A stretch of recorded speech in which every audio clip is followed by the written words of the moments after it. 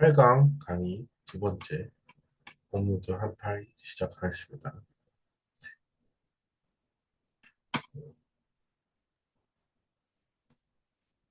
업무상, 업무상 사고, 그 업무라 하면 산재보험에 적용된 사업장, 사업주와 근로계약에 의해서 근로자가 종사하는 일을 한정하는 것으로서 근로자가 사업주와 그 근로계약에 있어서 사업주 지배, 관리와 업무 안에서 수행하는 통상적인 활동을 의미합니다.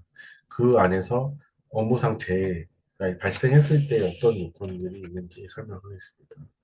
근로자가 사고로 인해서 부상을 입거나 사망한 경우에 다음 세 가지 요건을 충족하는 경우에 업무상 재해가 인정됩니다. 첫 번째, 근로자가 근로계약의 업무상 사업주의 지배하에서 수용한 상태에서 사고가 발생하거나 사업주가 이제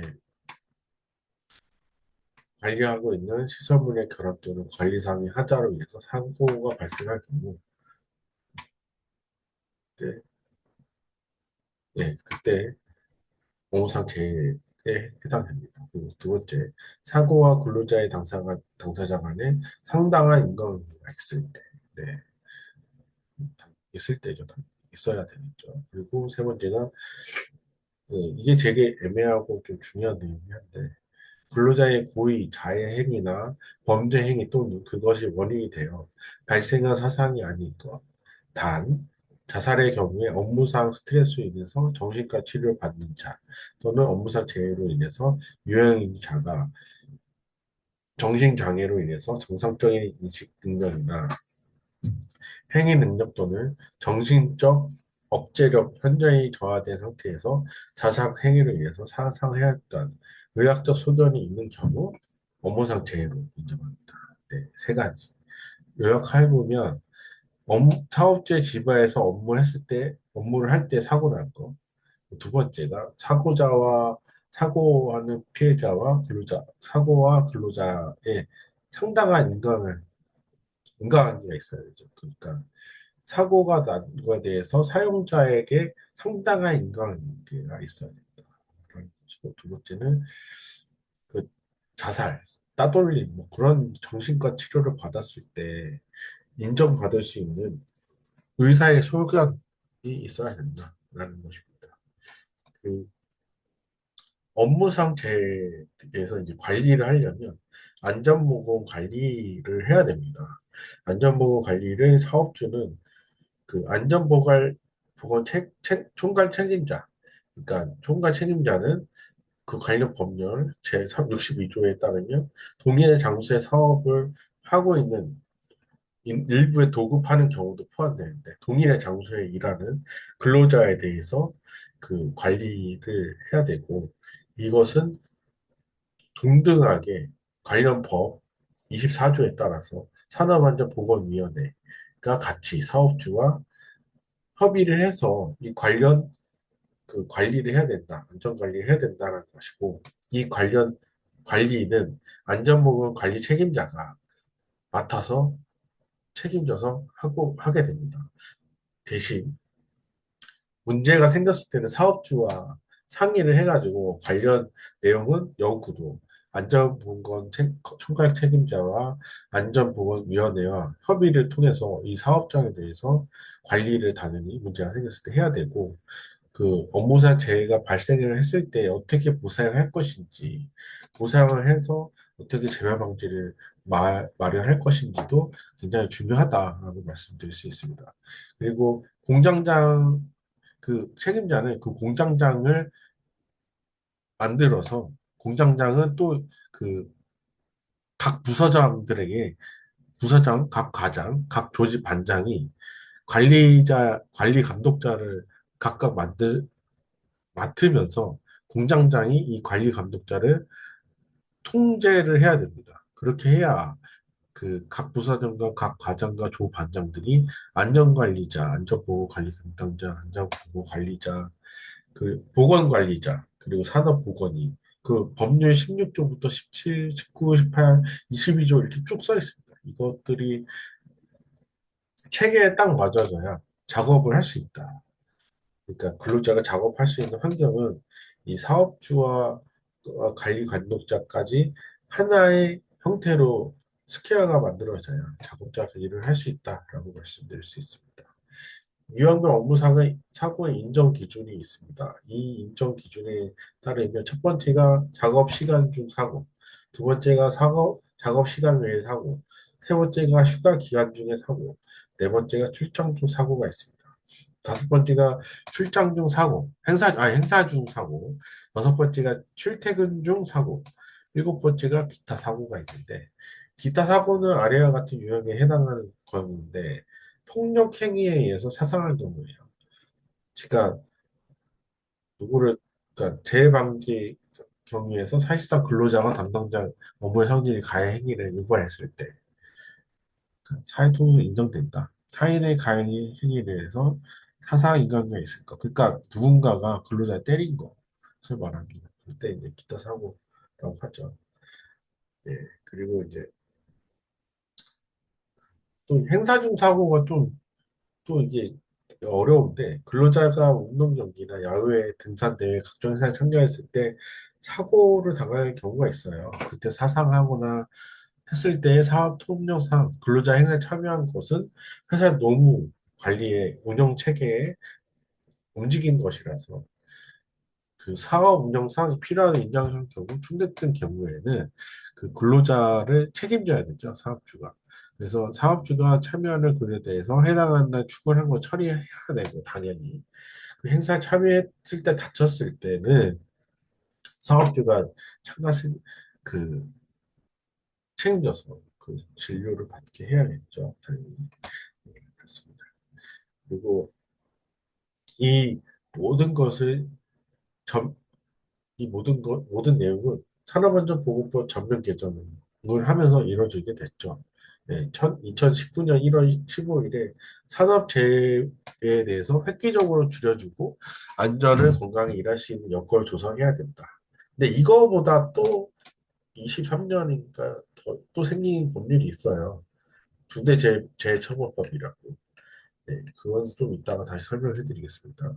네, 그 산업안전보건법 자체는 그 보호 대상은 다양한 고용 형태, 그러니까 다양한 고용 형태의 노무 제공이 포함되고 그 범위가 엄청 넓어요. 그리고 이제 실효성 규정이나 도급 작업이나 도금 작업, 그러니까 위험하고 어려운 작업을 했을 때 유해했을 때 그 근로자를 좀 지키기 위한 그런 법률이다라고 할 수 있고 이 법 목적 1조에 대해서 말씀드리면 이 법은 산업안전보건에 관한 기준을 확립하고 그 책임의 소재를 명확하게 해서 산업재해를 예방하고 쾌적한 환경을 조성함으로써 노무를 제공하는 사람의 안전 보건 유지, 중진함을 목적으로 합니다.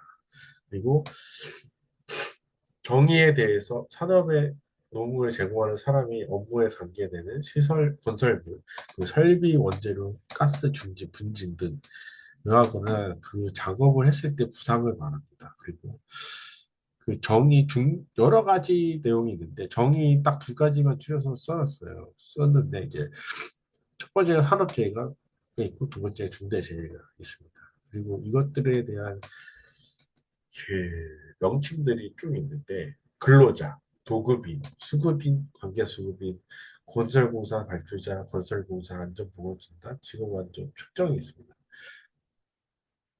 총 9가지 기준이 있어요. 이 근로자는 근로기준법 2조 1항 1호에 따라서 사업주는 근로자의 사업에 대해서 일을 하는 사람을 말하고 도급은 명칭에 관계없이 물건 제조를 하는 사람을 말해요. 도급인은 이 도급사에서 일을 하는 사람을 말을 하고 수급인은 도급인을 위해서 건설을 해주는 그러니까 건설의 자재를 만들어주는 사람을 하고 관계 수급인 이것도 하청을 말하는 거예요. 도급이 필요한 것들을 만들어준다라는 거예요. 근데 이것들 다 사업주를 전부 도급받아서 하는 거예요. 그러니까 이게 다 일하는 사람들에 대한 책임은 사용자에게 있다. 다치게 해서는 안 된다. 그런 얘기예요. 네. 그래서 그러기 위해서는 안전보건 진단을 해야 돼요. 그 건설공사에는 건설산업기본법에 따라서 그 전기공사, 정보통신사업공사, 소방시설공사, 뭐 문화재 수리 등 관련 수리들을 건설공사 관련법에 맞춰서 해야 되고 안전보건 진단은 산업재해 예방하기 위해서 잠재적 위험을 발견해서 그 개선을 수립하고 목적으로 조사를 해야 된다. 그리고 직업환경 측정은 직업환경의 실태를 파악해야 돼요. 그러니까 안 보이는 가스 같은 거를 밟을 수도 있잖아요. 그런 게 없도록 해야 되는 것입니다. 적용 범위 제3조는 이 법은 모두 이제 잠시만요. 이 법은 그 위험도의 정도에 따라서 사업 종류, 사업장의 상시 근로자를 건설 공사의 경우 건설 공사 금액을 고려해서 대통령 정하는 사업 종류의 사업 또는 사업장의 임업의 전부 또는 일부를 적용 아니할 수 있다입니다. 적용 범위가 그렇습니다. 그러니까 적용 범위를 그렇고 책무 정부의 책무, 사업주의 책무, 근로자의 의무가 있는데 각각 설명해 드리면 먼저 정부의 책무는 책무의 내용, 정부는 법적인 목적을 달성하기 위해서 다음의 사항을 이행을 책임을 져야 돼요. 첫 번째, 산업안전보건 정책의 수립 집행해야 되고, 두 번째, 산업재해 예방 지원 및 지도, 그리고 근로기준법 72조의 2조에 따른 직장 내 괴롭힘을 예방해야 돼요. 네, 세 번째가 그렇고, 다섯 번째가 이제 정부의 책무는 이게 쭉 아홉 가지가 있습니다. 그리고 제일 중요한 거는 산업재해 발생 건수를 공표를 하면서 이 산업재해가 더 이상 발생하지 않게끔 사업장을 만들어야 돼요. 그러기 위해서는 산업재해를 예방하기 위해서 대통령령이 정하는 사업장의 근로자, 산업재해 발생 건수의 제외를 그 순위에 따라서 공표를 해야 됩니다. 공표를 해서 그 관계 수급인의 근로 작업하는 경우에 도급이 발생한 그런 장소를 포함해서 공표를 해야 된다라는 내용입니다. 그러면 사업주의 의무는 없냐? 당연히 있죠. 당연히. 사업주의 의무는 특수형태 근로자에게 종사하는 사람들까지 사용하는 사람들한테도 포함이 돼요. 이건 이제 이 법은 역량에 따라 산업재해 예방 기준을 하고 사업주는 근로자의 신체적 피로와 정신적 스트레스를 줄일 수 있는 쾌적한 사업 환경 조성이 되어야 되고 근로조건의 개선은 높은 해당 사업장의 안전 및 보건의 정보를 근로자에 제공해야 됩니다. 다음 어느 하나에 해당하는 자는 그리고 사업주는 그, 그 발주 설계 제조 수입 또는 건설할 때 그 정하는 기준을 지켜야 되고 발주와 설계 수입 그 건설에 사용되는 물건이 산업재해에 발생하지 않도록 조치를 해야 됩니다. 당연히 다치면 안 되니까. 그리고 기계와 기구 그리고 설비 제조 수입하는 자도 이 율구를 지켜야 되고 원재료를 만지는 사람 그리고 이 수입을 해서 지키게 하는 사용자 근로자가 다치지 않게 해야 되고 건설물의 발주 설계 건설하는 자도 사업주의 의무가 있다라고 할 수 있습니다. 근데 근로자의 의무는 또 없냐? 근로자는 당연히 산업재해가 발생하지 않도록 각별히 신경 써서 해야 되고 근로기준법 101조에 따라서 근로감독과 공단관계에 실시하는 산업재해 예방 관리 조치에 무조건 따라야 됩니다. 그래도 이게 있어도 요새는 워낙 큰 사고가 많잖아요. 그래서 이제 산업 중대재해처벌법이라는 게 생겼죠. 이 법은 중대재해 기준을 정하고 있습니다. 두 가지 유형이 있는데 산업 현장의 지식이나 압사 등의 산업재해뿐만이 아니라 원료, 제조물, 공고시 등의 결합으로 발생해서 중대 시민재해를 발생했을 때를 의미하고 두 번째는 산업 중대 산업재해와 중대 시민재해에 대해서 경영책임자 법인들이 처벌을 할 수 있게 하는 것입니다. 그래서 두 개의 내용이 있는데 중대재해 발생할 경우에 안전조치 소홀히 한 사업주나 경영자에게 징역하고 벌금을 내리는 법안이에요. 두 가지의 기준이 있어요. 중대산업재해, 중대시민재해가 있고 중대산업재해는 사망자 한 명 이상 또는 6개월 이상 치료를 필요한 부상자 2명 이상 아니면 자거치 징역적 1년을 갖게 되는 3명 이상일 때 중대장 산업재해 특별법에 처벌법에 근거해서 사원조는 처벌받게 돼 있고 중대시민재해는 시민이 있죠. 시민 건설할 때 그 주위에 시민이 있을 거 아니에요. 시민이 다치지 않게 당연히 해야 되고 이 시민이 한 명 이상일 때 두 개월 이상 치료 부상자가 10명 이상 발생했을 때 와, 이 일을 하면서 갑자기 10명 다치면 어떻게 될까요? 그 3개월 이상 필요한 질병이 10명 이상 남았을 때 네, 중대시민재해 특별 처벌법에 걸린다, 안 된다라는 것이죠. 그래서 대기업에서는 대기업들이나 중견기업이나 중소기업이 AI 가상 펜스라는 거, 디지털 트윈을 통해서 연구를 하고 있어요. 관련 내용은 영어로 말하면 AI Virtual Pence라는 겁니다. 이 펜스는 두 가지 시나리오를 통해서 움직여요. 하나는 작업자가 설비에 끼거나 부딪힐 위험이 있는 경우 발생하는 걸 막아주는 가상 펜스가 있고, 작업자가 낄 위험이 있는 경우 그걸 막아주는 그런 것도 있습니다. 그리고 안 보이는 가스가 나왔을 때 작업자가 못 들어가게 하는 그런 시나리오도 요새는 있다라고 말씀드릴 수 있습니다. 파란색 하이퍼링크를 누르면 관련 내용이 있어요. 꼭 들어가서 한 번씩 읽어보셨으면 좋겠습니다. 그리고 네 가지의 하이퍼링크가 있는데 이 다 필요한 내용들이에요. 꼭 보고 좀 익혀서 했으면 좋겠고 그 중에 두 개만 한 세 개 정도만 틀어드리겠습니다. 잠시만요.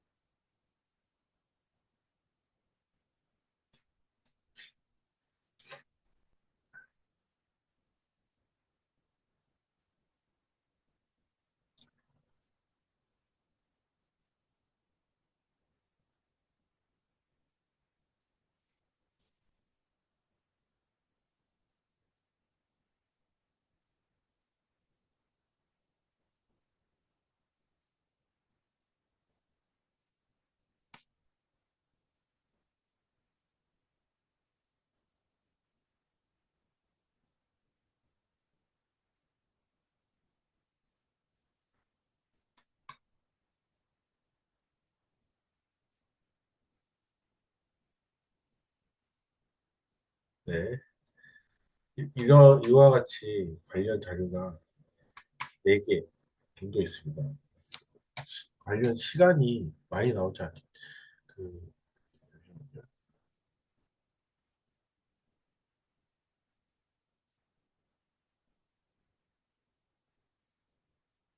잠시만요.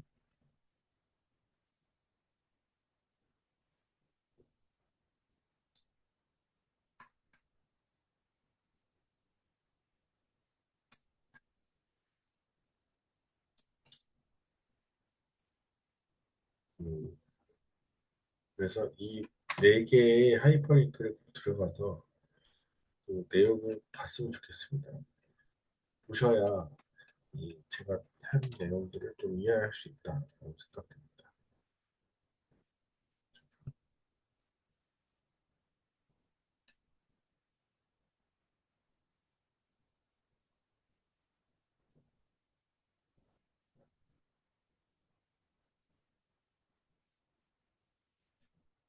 그래서 네, 이걸 관련해서 이제 문제를 몇 개 만들어 봤습니다. 관련 이 문제들을 나중에 기말고사에 반영될 예정이니까 숙지했으면 좋겠습니다. 첫 번째 문제는 산업안전보건법에 관한 설명 옳지 않은 것. 1번, 근로자는 산업재해 발생할 급박한 위험이 있는 경우에 사고업을 중재 대피할 수 있다. 2번, 사업주는 사업장의 근로자위원, 사용자위원, 공익위원이 같은 수로 구성되면 되는 산업안전보건위원회를 운영하여야 한다. 3번, 산업재해 예방 관한 기본계획은 고용노동부 장관이 수립하여 산업재해보상보험 및 예방심의위원회의 심의를 거쳐 공표하여야 한다. 4번, 고용노동부 장관은 산업재해 예방하기 위하여 대통령령이 정하는 산업장애 근로와 산업재해 발생 건수, 재열 또는 그 순위를 공표하여야 한다.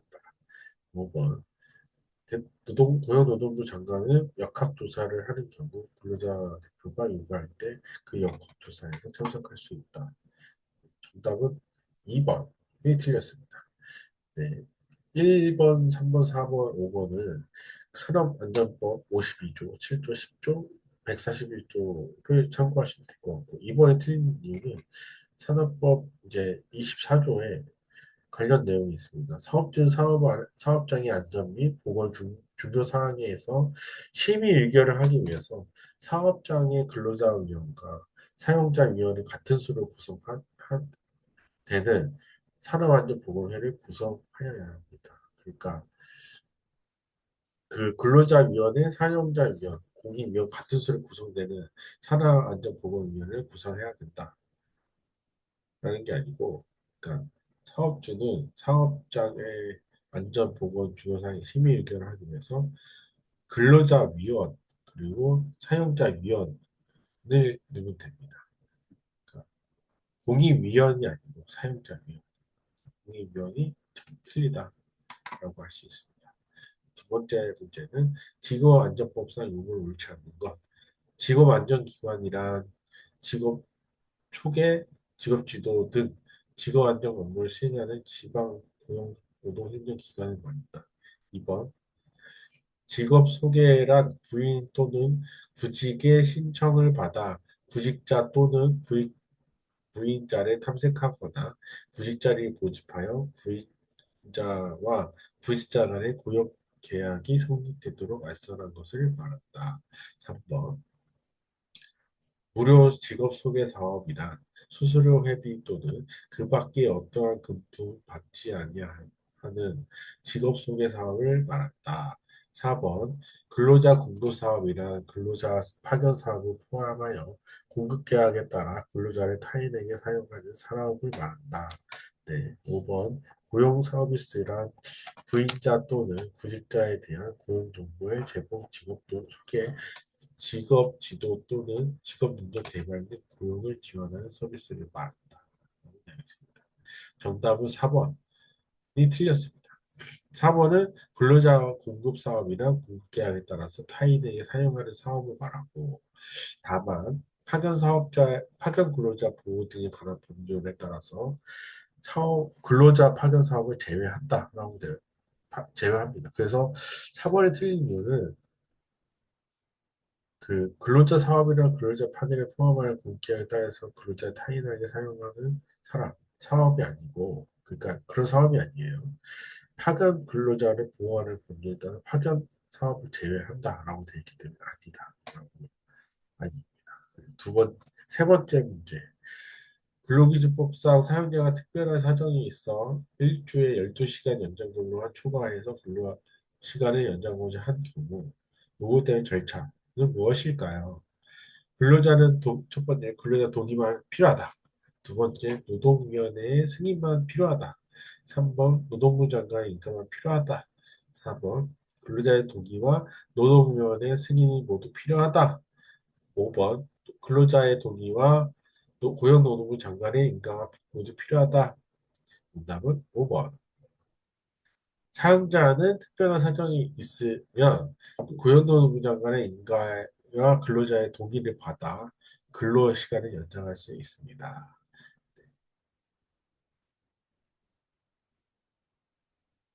그러니까 모두 받을 필요 없고 고용노동부 장관에게 인가를 받으면 할 수 있다라는 것이죠. 예, 사태가 급박하면 노동부장관 인가를 받을 시간이 없는 경우에 사회 지체 없이 승인을 받아야 됩니다. 대신 받아야 되죠. 그리고 네 번째 문제, 근로기준법상 근로시간 휴일에 관한 설명 옳은 것은 사용자는 근로자의 동의와 고용노동부 장관의 승인을 받아 연장 근로에 대해서 임금을 지급하는 대신에 휴가를 줄 수 있다. 네, 두 번째, 사용자는 근로자에게 일주일 평균 1회 이상의 유급 휴일에 부여해야 한다. 3번, 사용자가 근로자 대표와 서면 합의를 한 경우 단속적으로 근로자에 종사하는 사람에게 휴일을 관한 규정이 적용하지 아니한다. 4번, 18세 이상의 임신 중에 여성 근로자에 대해서 선택적 근로 시간제를 적용할 수 있다. 네, 5번, 사용자는 연장 근로에 대해서 평균 임금 100분의 50 이상을 가산하여 지급해야 된다. 이거에 대한 힌트, 그러니까 플러스 힌트로 해서 근기법 63조에 있습니다. 이거 정답의 힌트를 한번 보시면 근로시간 휴가 휴일에 관한 규정 각호에 대해 있습니다. 1번 토지의 경작 개관 식물 개시 재배 채취하는 사업 그리고 동물의 사육 수산 동식물의 체포 그러니까 채취를 말하는 거죠. 그 양식 사업. 그리고 감시 또는 단속적 근로 하는 사람. 그리고 네 번째, 대통령이 정하는 종사하는 업무 근로자입니다. 이 다섯 개 질문 중에 틀린 답은 무엇일까요? 옳은 것은 무엇일까요? 옳은 것은 4번입니다. 그러니까 1, 2, 3, 5번이 틀린 이유, 먼저 1번이 틀린 이유는 사용자는 근로자와 서민의 합의에 따라서 5조에 따라 근기법 5조에 따라서 연장 근로, 야간 근로, 휴일의 근로 대여 임금하는 것은 가름해서 휴가를 줄 수 있습니다. 그러니까 고용노동부의 동의 승인받아 연장근로 지급하는 대신 휴가를 줄 수 있다는 게 아니고 가름해서 임금을 지급한다라는 얘기입니다. 또 2번이 틀린 이유는 일주일에 1회 이상의 유급 휴가를 일요일에 부여한다는 게 아니라 주휴일을 반드시 일요일이 필요는 없습니다. 네, 일요일이 아니어도 상관없어요. 주일에 일요일에 주면 어떻게 해요? 휴일에. 네, 그러면 되죠. 그리고 감시 또는 단순적으로 근로에 종사하는 사람으로서 사용자가 근로노동부 장관의 승인을 받는 그 자는 근로시간의 휴게와 휴일에 관한 규정에 적용하지 않는다. 4번 틀립니다. 그러니까 3번은 단속적 종사하는 사람 휴일에 관한 규정에 적용하지 않는다가 아니고 그러니까 승인을 받은 사람, 근로자는 근로시간 휴게 휴일에 관한 규정을 적용받지 않는다라는 것이죠. 허가를 받아야 됩니다. 네, 14번에, 4번이 틀린 이유는 18세 이상의 임신 중 여성분은 선택적 시간제 적용할 수 있다가 맞죠. 이거 근기법 52조 1호에 있습니다. 네, 5번, 이게 틀린 이유는 평균 임금 100분의 50을 가산한다는 게 아니라, 그러니까 통상 임금의 100분의 50입니다. 평균 임금, 통상 임금. 네, 다섯 번째, 이제 근로기준법상 재량근로의 대상 업무에 해당하지 않는 거, 그 다섯 개 중에 해당하지 않는 것을 찾는 겁니다. 정보 시스템이 설계 그 1번이 제일 틀리네요. 당연히. 그렇죠. 정보 시스템이 아무 상관이 없어요. 네, 1번입니다. 네, 다음 여섯 번째 문제. 근로기준법상 선택적 근로시간제 사용자와 그 사용자와 근로자 대표의 서면 협의에 따라 정한 것을 옳지 않은 것은 1번 대상 근로자의 범위 15세 이상에서 18세 미만 근로자를 제외한다. 두 번째, 정상기한 1개월 이내 일정 기간을 정해야 한다.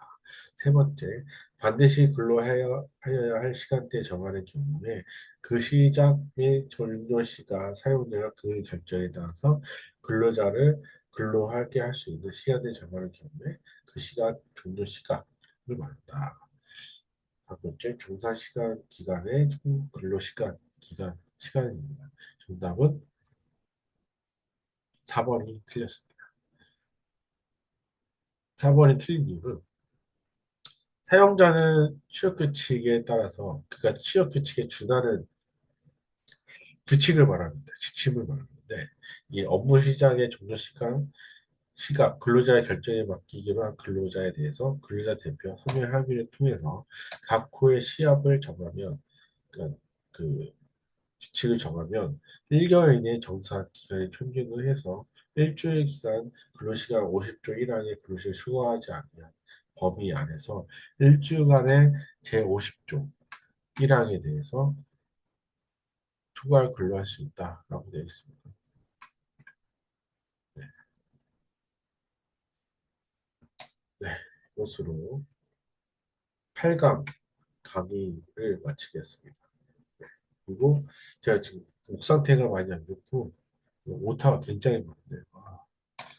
네, 오타 좀 많은데 양해 부탁드리고 나중에 좀 있다가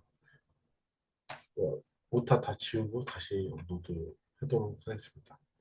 네, 8강 강의 마치고 월요일쯤에 9강 강의를 올리도록 하겠습니다. 네, 감사합니다.